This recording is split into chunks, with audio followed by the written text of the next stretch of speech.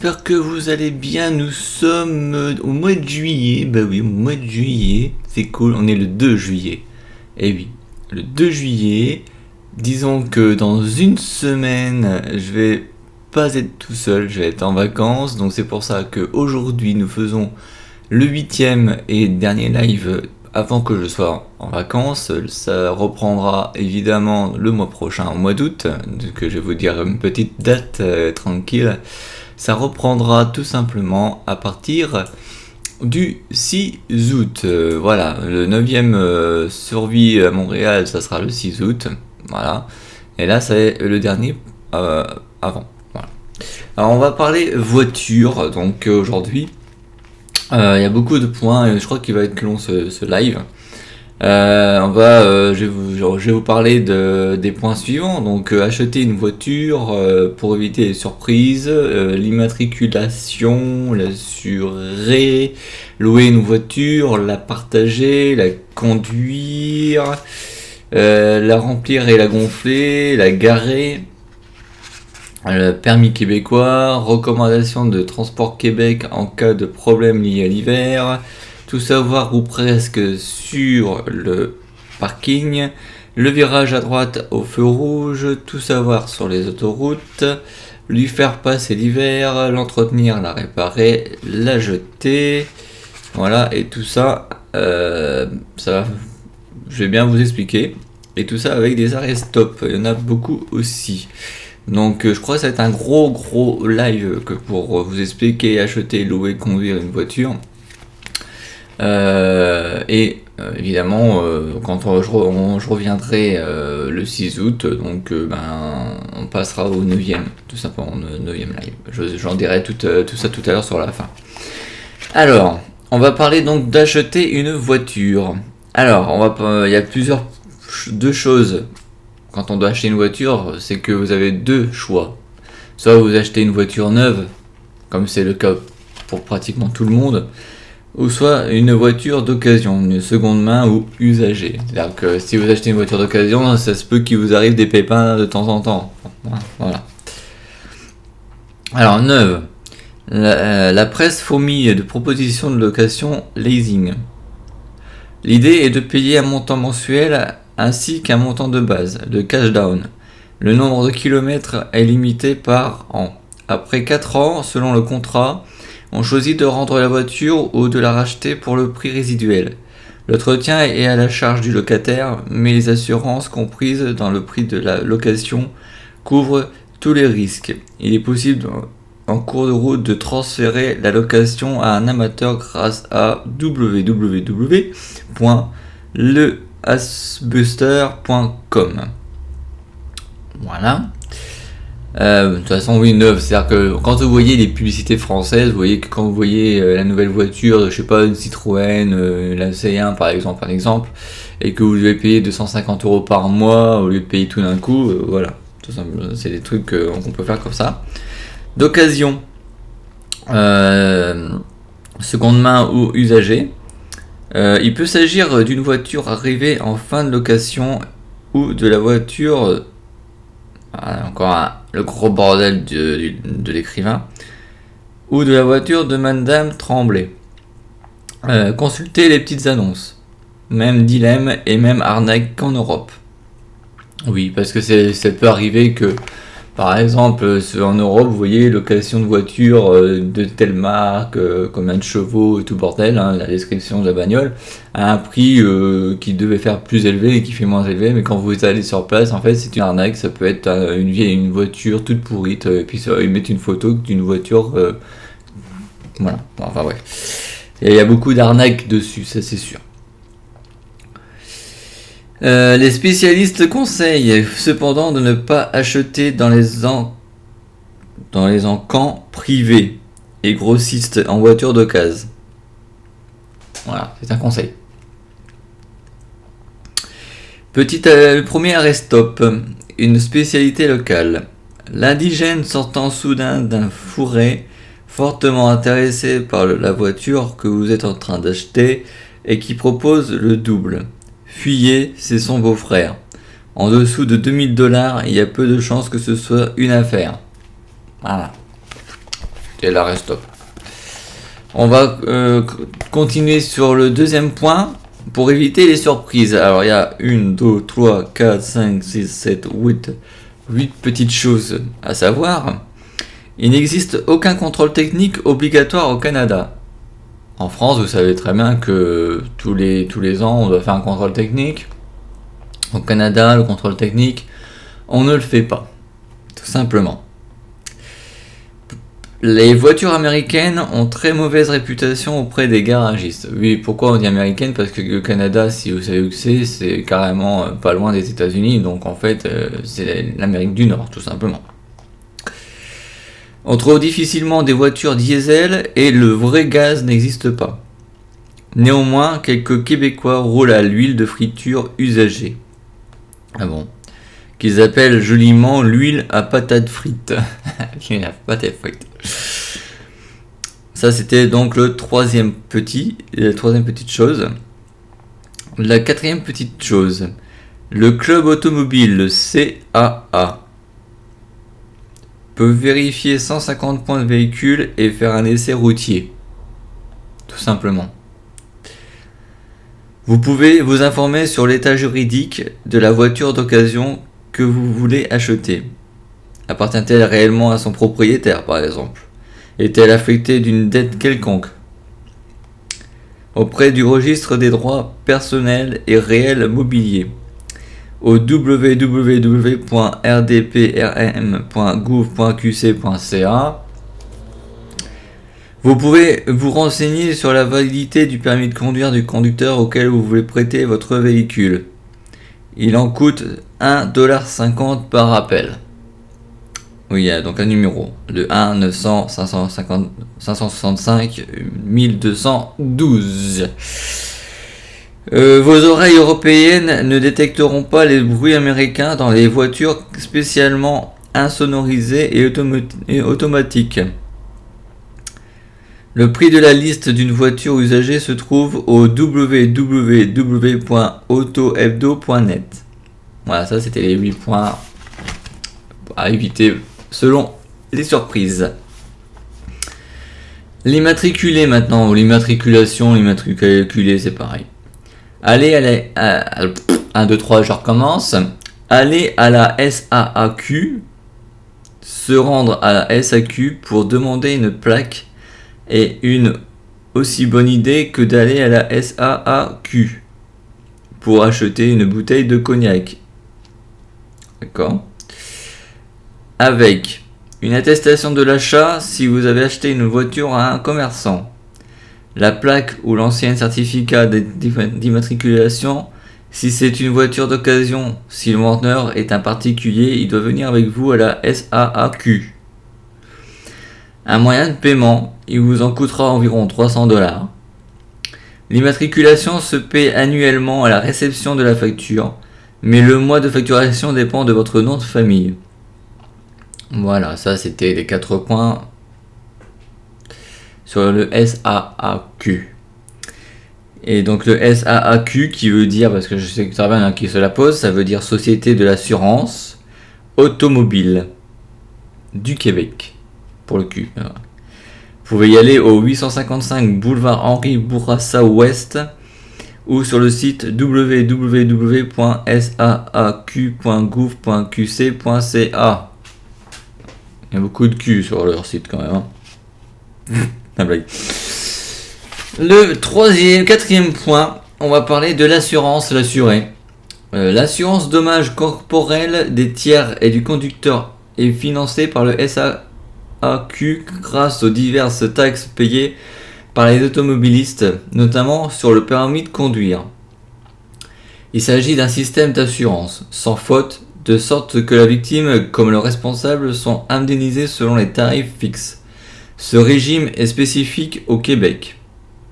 En revanche, pour l'assurance dommages matériels, il faut contracter avec une compagnie. Le mieux consiste à faire appel à un courtier d'assurance qui vous conseillera. On recommande aux Européens d'apporter d'Europe toutes les attestations utiles pour diminuer le montant des primes. Voilà, tout simplement. Maintenant, je vais vous parler de louer une voiture. Alors évidemment, il y a des points, il y a des endroits où on peut acheter une voiture ou louer une voiture. Alors eux, ils disent louer une voiture. Nous, on achète une voiture. Donc ça veut dire qu'on fait des économies au Canada. On peut louer comme un appart. Et après, si vous voulez vraiment le garder pour de bon, ce véhicule, il faut l'acheter. Voilà, ça doit être ça, je pense. Il est possible de louer une voiture sans carte de crédit si l'on a moins de 21 ans. Il ne faut pas espérer non plus connaître le prix que l'on payera vraiment si l'on ne demande pas 3 fois au préposé d'ajouter les taxes, les assurances, le prix des kilomètres supplémentaires et son prénom pour en parler au superviseur en cas de problème.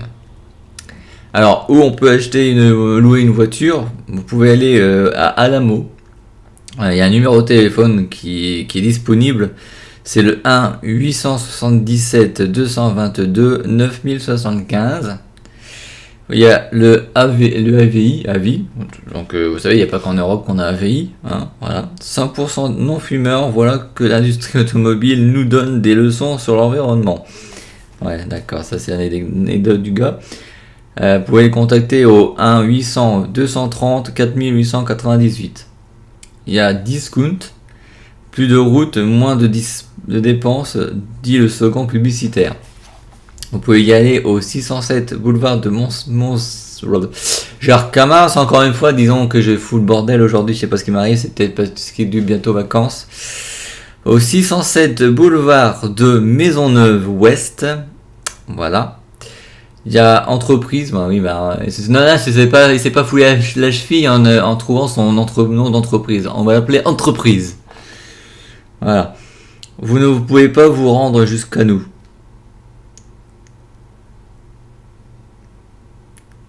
Certaines restrictions s'appliquent, guys. Vous pouvez les appeler au 1 800 261 7331.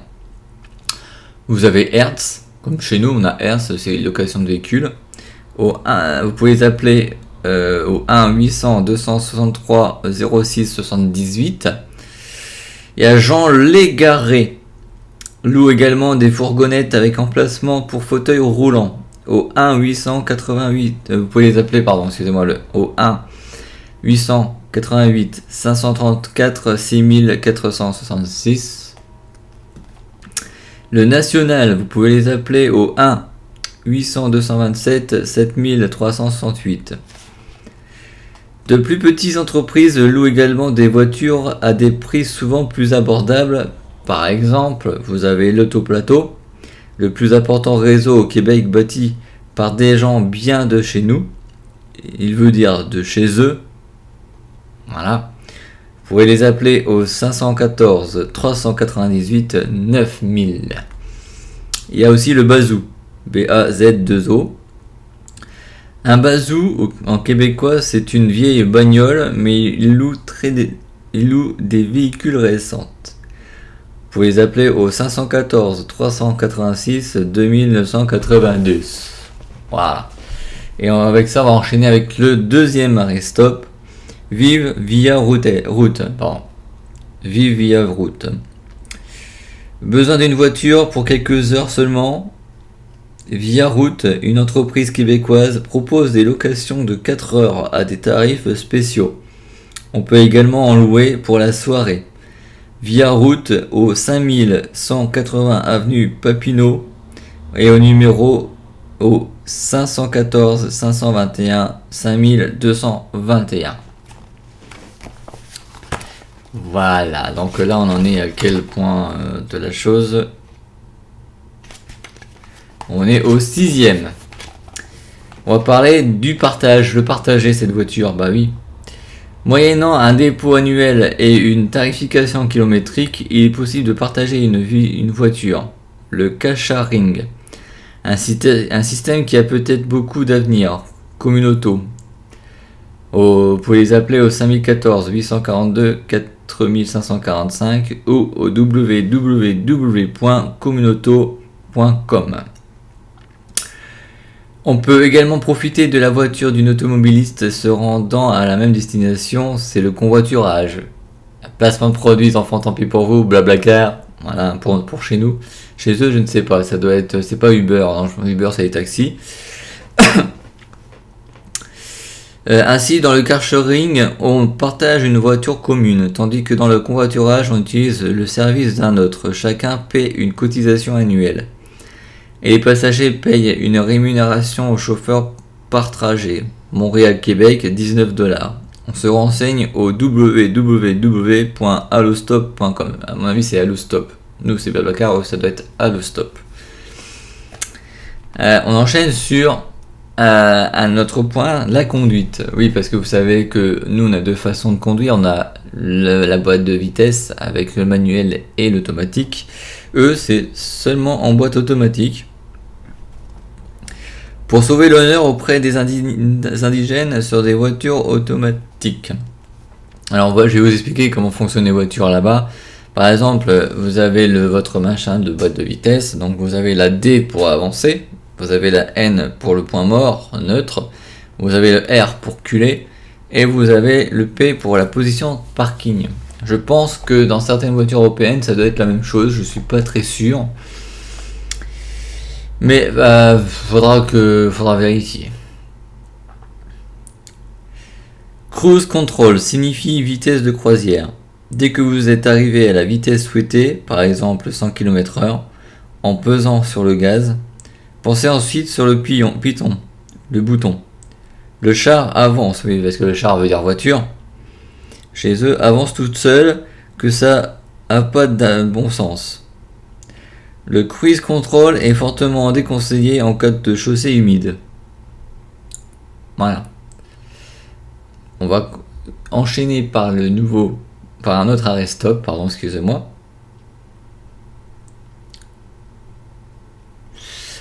Louer une limousine. Ah, c'est important de louer une limousine. Surtout si vous faites un mariage et que vous allez avoir carrosse, voiture totalement banale, normale et compagnie pour faire limousine. Ou alors, si c'est au lycée, si vous avez une fille ou un garçon lycéen et que c'est le bal du promo, bal du promo aux États-Unis, mais après eux c'est le bal de je sais plus quoi, c'est un autre mot, mais c'est la même chose. Et que, tiens, j'ai loué une limousine ou un truc comme ça pour faire stylé, voilà, par exemple. Alors, louer une limousine. Maman, pourquoi les limousines ont-elles toutes des vitres teintées?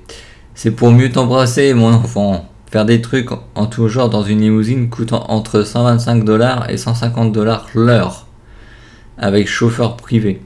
Si la voiture caote, on dira que ce sont des nids de poules. Nit Life Lima. Vous pouvez les appeler au 514 881 6000 si vous louez une voiture, bien sûr. La conduite est pépère en général et rock'n'roll en hiver. Les interdictions sont beaucoup plus respectées qu'en Europe. Par exemple, les Québécois s'arrêtent vraiment au stop. Ça veut dire que les Français, on ne s'arrête pas au stop. Merci les Québécois de nous dire ça. C'est sympathique.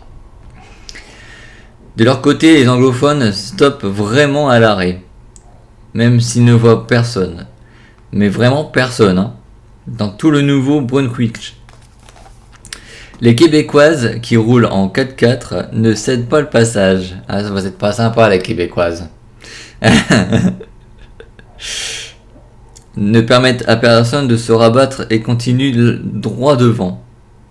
Historiquement, elles reprochent en effet à nos grands-parents d'avoir exploité leur grand-mère entre 1865 et 1971.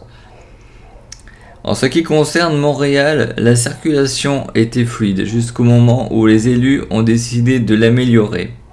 Les ponts et les tunnels en béton ayant une légère tendance à s'effondrer après 50 ans de non-entretien, on a entrepris en 2011 des travaux de dernière minute qui devraient se prolonger jusqu'en 2014. Donc je pense que c'est fini depuis. Donc on continue, voir les panneaux qui indiquent les traversées d'originaux. Ouais, c'est français. Les autres indications routières ne sont que pour ceux qui connaissent déjà la route. Il est donc simplement impossible d'arriver à destination en se fiant aux panneaux. Pouvoir. Permis de conduire, le permis européen est valable pendant les 3 premiers mois, non d'un séjour touristique. C'est-à-dire que si vous partez en vacances 1 mois, 2 mois, 3 mois, même si vous promenez un PVT, vous pouvez prendre votre permis européen, sauf qu'il sera validé 3 mois, il faudra faire le permis canadien, tout simplement après.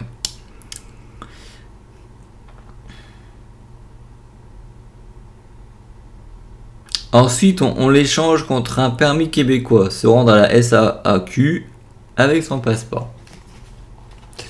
Voilà. Savoir. Sur les autoroutes, la vitesse maximale autorisée est de 100 km/h. Peu de gens la respectent. Sur les routes principales, c'est 90 km/h. Je pense que ça doit être pareil en Europe, hein, à peu près. Nous, ça doit être 110, je crois. Et encore pour les autoroutes. En ville, 40 km/h dans les rues résidentielles locales de Montréal. Qu'est-ce qu'une rue résidentielle locale? Hubert, oui. Une rue dont la principale fonction est de permettre l'accès aux propriétés riverains. Hélène. Oui, bon, là, c'est le gars qui a écrit le livre s'amusait à poser une question à une personne. Hein. Sur les autres artères, 50 km/h. Quand les deux voies vont dans le même sens, elles sont séparées par une ligne blanche, comme chez nous. Quand elles sont au sens opposé, par une ligne jaune. Alors, peut-être chez nous, je sais pas, je m'en rappelle plus trop. Mais de très nombreuses rues, qui ne sont pas en sens unique, ne peuvent être empruntées par la gauche. Il faut regarder les flèches qui indiquent les directions autorisées à chaque croisement. Les feux de circulation se trouvent après l'intersection, ce qui est très déroutant pour nous. Arrêtez-vous avant. Quand le feu clignote au vert, cela signifie que ce n'est vert que pour vous, et non dans l'autre sens. L'arrêt stop, le premier arrêté est le premier à pouvoir redémarrer. C'est simple, non? Et si on arrive tous en même temps, alors là non, fais pas un carnage, c'est pas le moment. Tout le monde s'arrête en même temps. J'ai eu peur, je croyais que tout le monde repartait en même temps, putain le carnage. Le premier qui peut partir est celui qui vient de droite. Étonnant car la propriété à droite n'existe pas. Quand un bus scolaire est à l'arrêt, feu clignotant, il faut absolument s'arrêter. Est dans les deux sens de la route. Eh oui.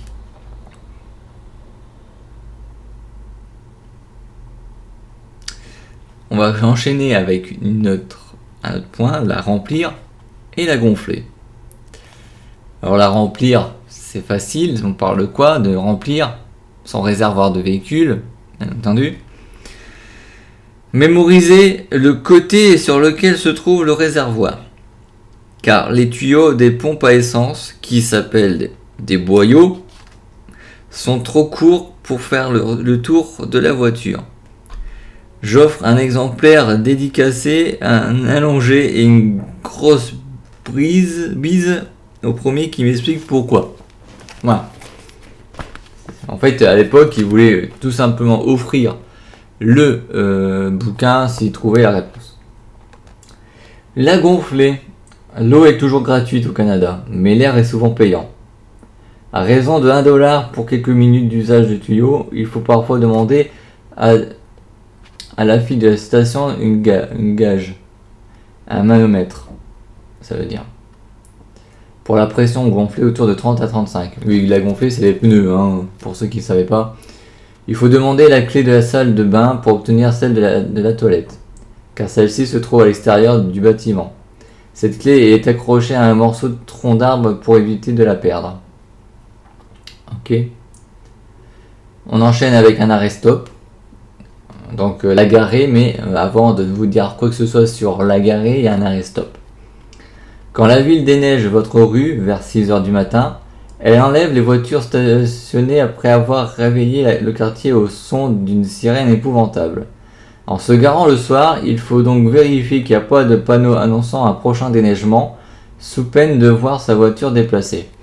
Alors évidemment, s'il y a un panneau la veille disant veuillez vous garer ailleurs et laisser la rue libre, ça veut dire que les véhicules de déneigement vont passer au moment où il neige, ils vont enlever la neige pour que la circulation se fasse bien mieux le lendemain.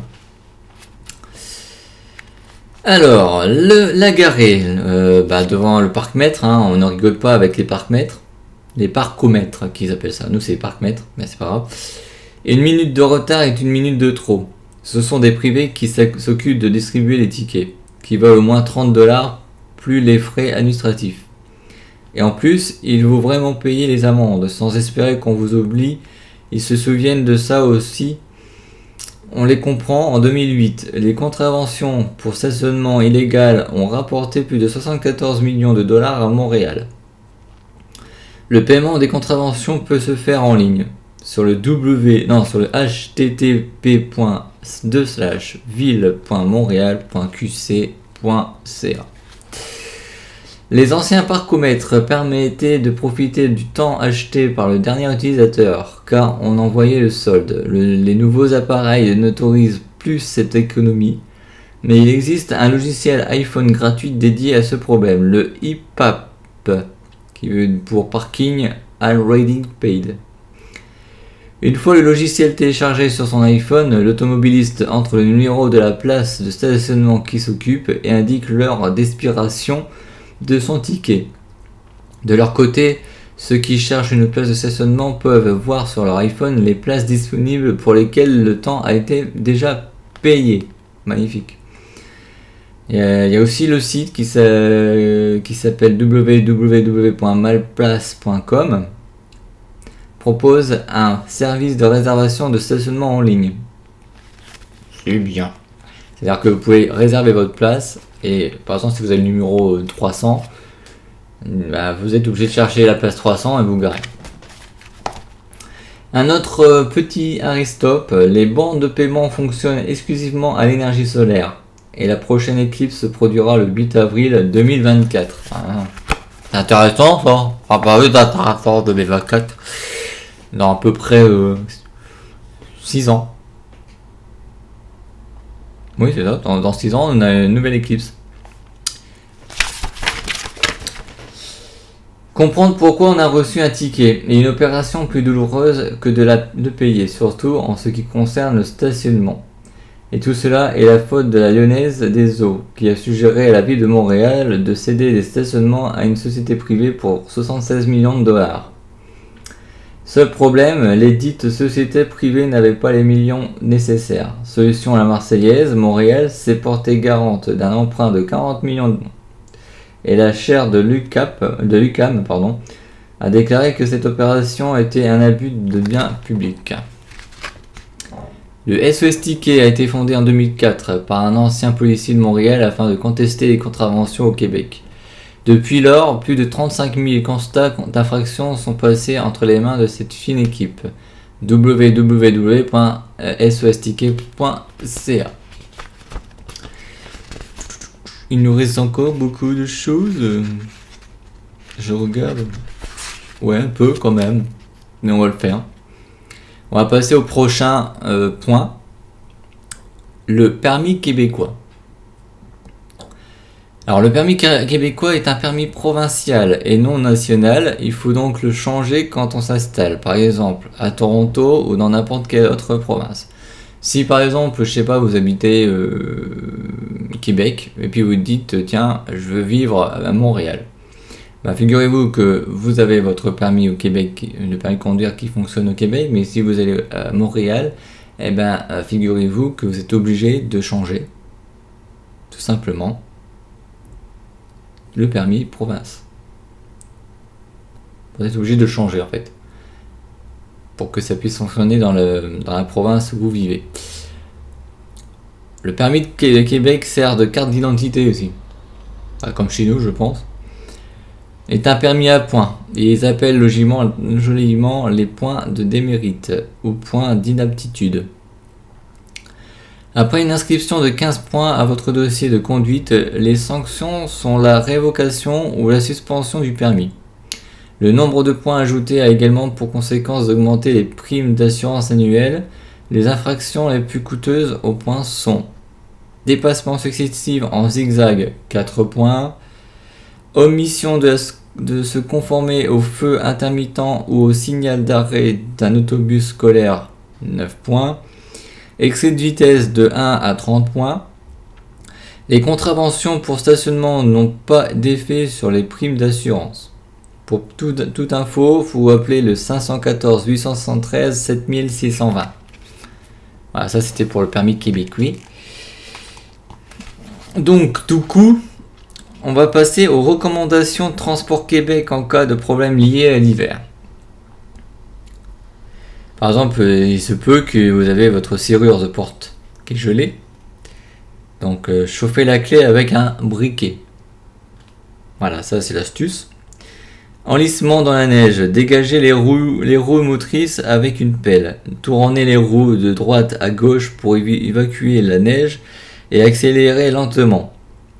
Si cette technique ne fonctionne pas, essayez le va-et-vient en gardant les roues bien droites. Demandez aux passants de vous aider. Vous apprécierez la solidarité. Oh là putain, fatigué. La solidarité québécoise. Voilà.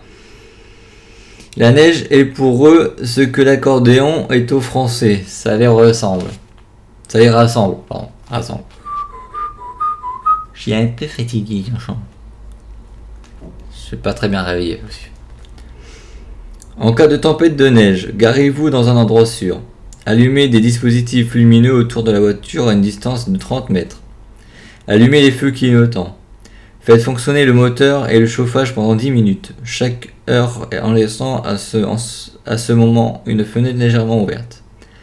Réchauffez l'intérieur avec des bougies. Oui, comme ça on fait cramer les fauteuils, ils sont bêtes ou quoi. Évitez à tout prix de vous endormir, ce qui pourrait être fatal. Voilà, ça ce sont les conseils en cas de tempête de neige si vous êtes coincé dans votre bagnole. Le prochain point, tout savoir ou presque sur le parking. Et après ce point-là, je vais faire une petite pause, une toute petite pause, hein, bien entendu. Tout savoir ou presque sur le parking. On ne dit pas parking, mais stationnement. Tout ce qui n'est pas interdit est autorisé, c'est normal. Tout ce qui n'est pas autorisé est sanctionné, c'est nord-américain. Toute sanction consiste en une amende, c'est chiant. Si l'on ne paie pas ses tickets, on ne risque plus la prison, mais le retrait des plaques d'immatriculation. La plupart des places de stationnement sont réservées certaines heures aux résidents. Pour se procurer une carte de résident autour de 75$. Composez le 311 et demandez le service de stationnement réservé aux résidents. Le stationnement sur la zone d'arrêt de bus est interdit. La sanction généralement appliquée par les chauffeurs de bus eux-mêmes consiste à pulvériser votre rétroviseur. Si votre voiture ne se trouve plus où vous l'aviez laissée, 3 possibilités. Premièrement, vous avez abusé de la molson. De la molson. Ouais, d'accord. Deuxièmement, on vous l'a volée. Troisièmement, elle est en fourrière et dans une rue à proximité. Dans ce dernier cas, téléphonez au 311. On vous indiquera son emplacement ou la fourrière. Soyez germanique avec les gens de la fourrière, ce sont des cow-boys. Les règles concernant le stationnement mériteraient un volume, mais en attendant, voici l'idée. Commençons par le principe que vous voyez une place disponible, c'est qu'elle est interdite. Ensuite, les règles générales. Il est interdit de stationner devant une entrée privée, dans une ruelle, sur une piste cyclable, en double fil, en sens inverse de la circulation, devant ou proximité d'une borne fontaine ou d'une intersection, sur un trottoir, sur un passage piétonnier ou devant une rampe d'accès pour personnes handicapées, en angle si ce n'est pas indiqué même lors de chutes de neige. Il y a beaucoup d'interdictions, tout simplement. Et voici le prochain rest-stop avant la petite pause. Savoir où vous êtes avec vos PV. Appelez le bureau des infractions et amendes au 1 877 263 6337. Voilà. On continue par les cas particuliers, de plus simple au carrément infernal. Alors évidemment, il y a des panneaux, voilà, il y a des panneaux. Vous avez donc l'interdiction d'arrêter ou d'immobiliser son véhicule à l'endroit signalé. Autorisation de stationner pour un maximum de 60 minutes entre 9h et 18h du lundi au samedi. Vous pouvez donc y rester tant que vous voulez le dimanche. Interdiction de stationner le jeudi de 13h à 14h si on se trouve entre le 1er mars et le 1er décembre, car un camion passe à 7h pour nettoyer la rue. Au-delà de ces dates, le stationnement n'est pas interdit sauf en cas de déneigement. Interdiction de stationner de 8h à 18h du lundi au samedi, sauf pour les véhicules munis d'une vignette de personnes à mobilité réduite. Interdiction de stationner de 15h à 21h, sauf si vous avez une vignette de résident affichant le numéro indiqué. L'interdiction commence ou finit à compter du prolongement imaginaire de la flèche, tirée par un imaginaire iroquois responsable du parking. Si celle-ci se dirige vers la rue, le panneau marque le début de l'interdiction. Si elle se dirige vers le trottoir, elle indique à la fin de l'interdiction. S'il n'y a aucune flèche, c'est interdit partout. Je vous remontre un peu parce que c'est les panneaux qui sont ici. Voilà, on va faire une petite pause, gentiment, toute petite, parce que je parle, mais voilà. Donc, toute petite pause de 5 minutes, 5-10 minutes. On se retrouve après, ne quittez surtout pas.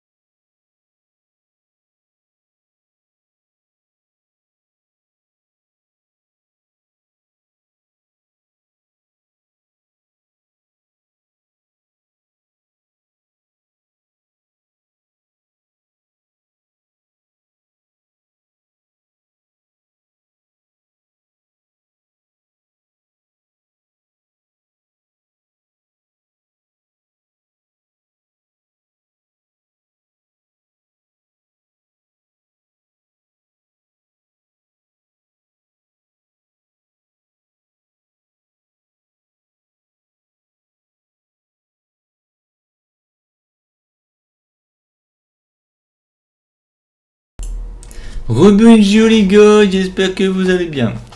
Alors on va continuer à faire les derniers petits points de ce live. Vous voyez, ça peut durer 5 minutes. Hein. On va parler du virage à droite au feu rouge. Le FDFR, la prononciation de cet acronyme n'est pas sans évoquer le passage rapide d'une mobilette, est interdite sur l'île de Montréal et est autorisé partout au Québec sauf là où il est interdit. Permet d'économiser 11,4 millions de litres de carburant par an. Je vous parle du virage, un virage à droite au feu rouge, le virage le VDFR, qui veut dire V pour virage, D pour droite, F pour feu et R rouge. Voilà. Donc, et 4 millions d'heures en automobiliste aurait causé la mort de 84 personnes par an aux États-Unis, spécialement celles des piétons de plus de 65 ans et de cyclistes. Les Montréalais disent que le FDFR est la chose la plus excitante sur le rive sud. Voilà, ça c'était pour le point de virage à droite au feu rouge. Le prochain point, tout savoir sur les autoroutes.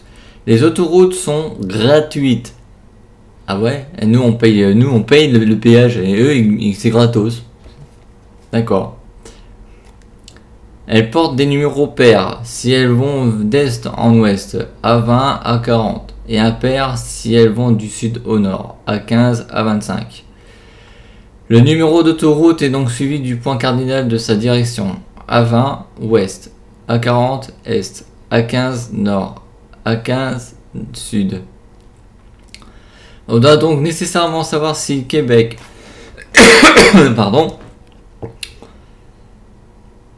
par exemple se trouve à l'ouest ou à l'est de Montréal, pour deviner quelle autoroute il faut emprunter pour s'y rendre. Les indications autoroutières ne servent dès lors que lorsque le ciel est assez dégagé pour repérer l'étoile polaire, qui indique le nord. Sortir de la voiture, se placer face à cette étoile tout en tenant les bras en croix. Votre main droite indique la direction de Québec.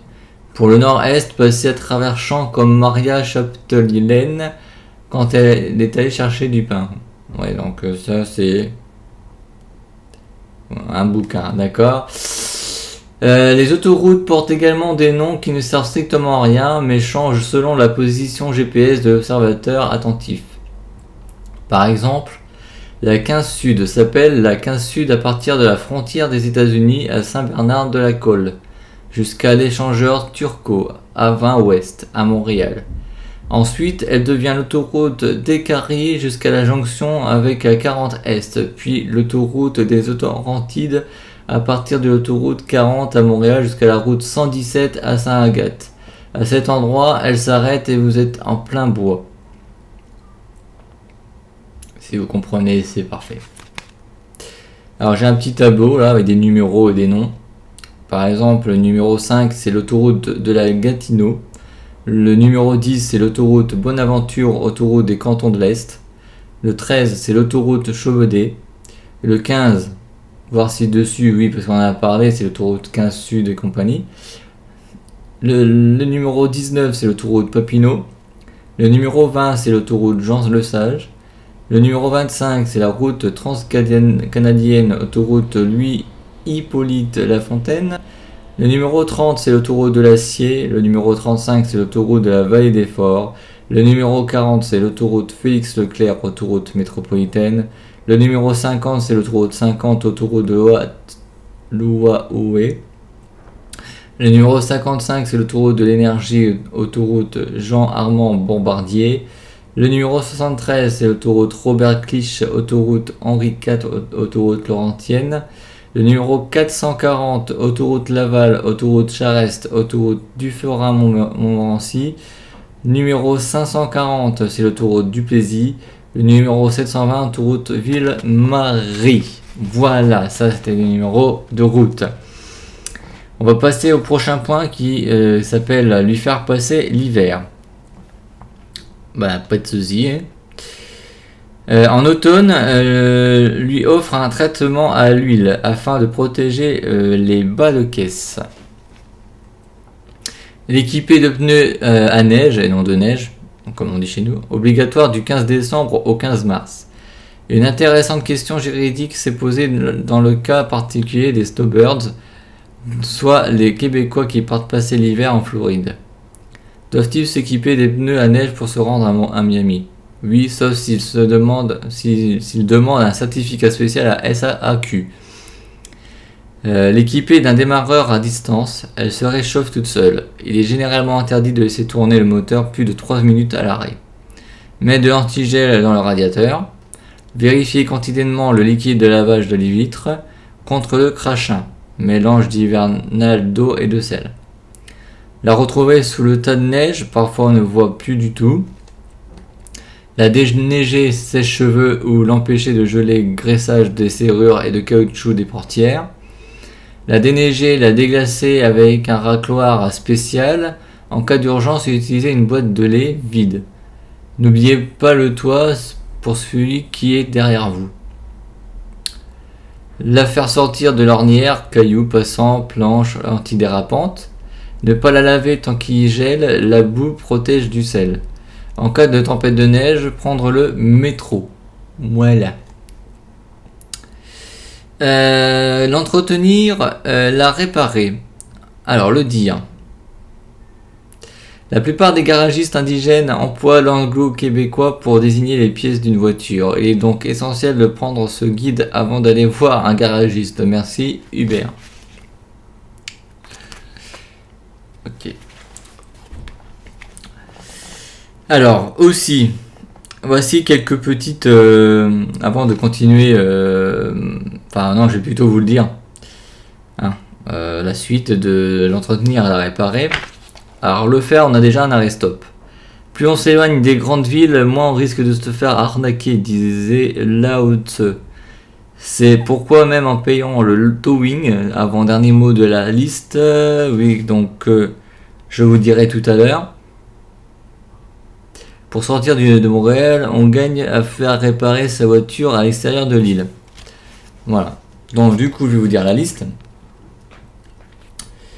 Alternator bolt, courroie de l'internateur, ball bearings, roulement à billes, bumper, barre pare-choc, break, frein, câble à booster, câble de batterie, dash, tableau de bord, fuse, fusible, fenêtre, vitre, flasher, clignotant, laquette flasher, les feux de détresse, mot-feu, pot d'échappement, tire, pneu, towing, remorquage, wipers, essuie-glace. Voilà, donc towing veut dire tout simplement remorqueur. Je continue donc le faire, le petit mot le faire. Moyennement, une cotisation annuelle de CAA Québec offre le remorquage et une assistance routière, nombre d'interventions limité, comme il existe en Europe. Mais comme on est en Amérique, le CAA propose aussi une carte de crédit Mastercard CAA, une assurance maison et des dollars CAA Québec. L'association recommande également certains garages pour les sérieux de leur travail. CAA, numéro de téléphone au 1-800-222-4357 et sur le cellulaire, ou le portable pour chez nous, qu'on ne nous donne pas d'ailleurs, c'est bizarre, et un numéro, et puis le site internet, voilà, cherchez le mot, au www.caaquebec.com, pardon, excusez-moi, je recommence, hein, www.caaquebec.com. Vous savez pourquoi j'ai du mal à lire et tout ça? Parce qu'il y a beaucoup de choses à lire sur ce chapitre. C'est un peu chaud et long. Donc voilà. Maintenant, un autre point.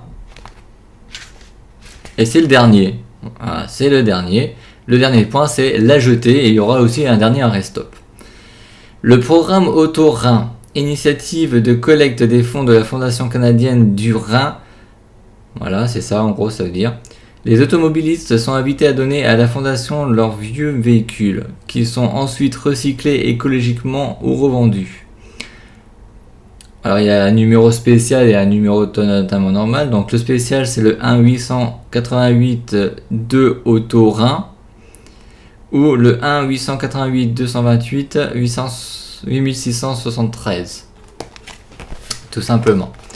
Et pour le Arrestop, trousse utile en hiver, Transport Québec recommande de disposer dans sa voiture d'une trousse comprenant un balai à neige, un grattoir, une pelle, des plaques antidérapantes, de l'antigel de canalisation d'essence, des câbles d'appoint, un sac de sable ou de sel, une lampe de poche et des piles de remplacement, une couverture chaude, des allumettes et des bougies, des bottes, une écharpe et un chapeau, des fusées de détresse, un fanion, un détecteur d'oxyde de carbone.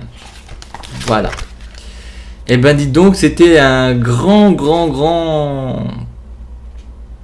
chapitre, bien entendu, sur les véhicules.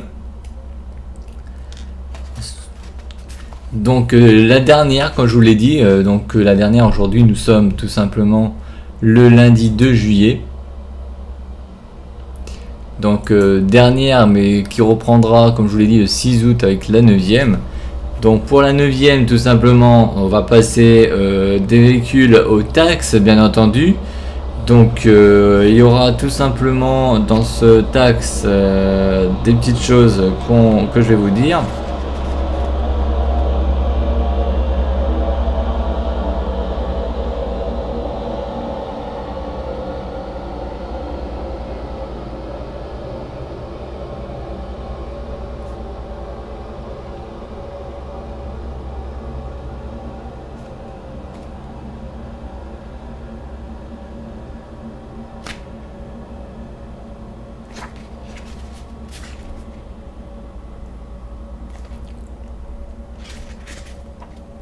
Hashtag merci véhicule qui vient de passer, et je suis désolé.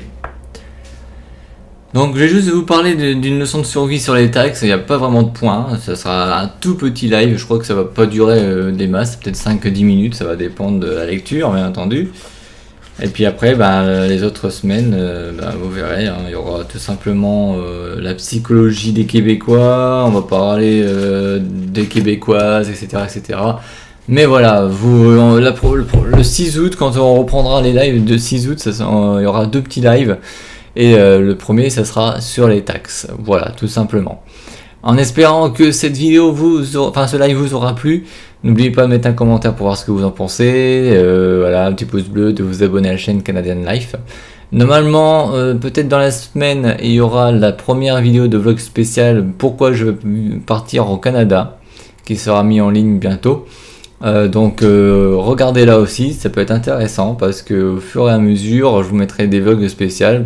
Donc le premier, pourquoi je veux partir au Canada, quel organisme, etc. Il y aura plein de choses dessus.